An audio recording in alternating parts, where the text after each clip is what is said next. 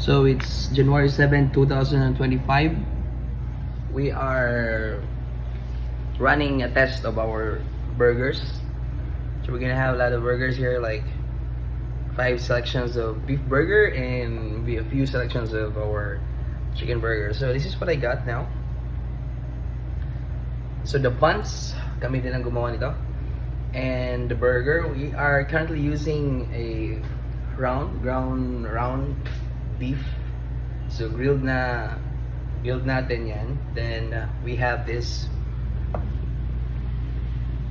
caramelized onion and tomatoes yung nilagay natin. Tapos meron tayong honey mustard on top.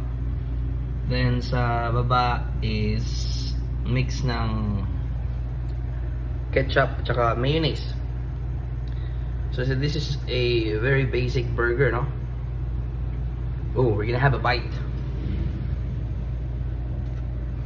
First bite, honey mustard beef burger with tomatoes and caramelized onion.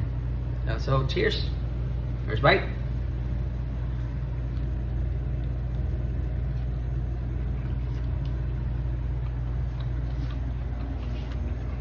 Wow.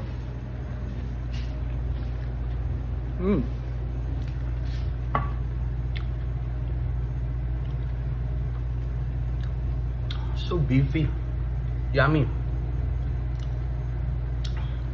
Ang sarap, guys. You should try this one. Wow. I'm holding a camera, but woo.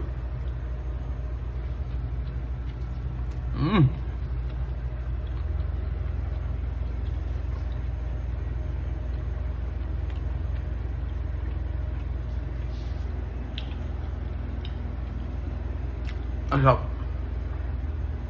You should try this one.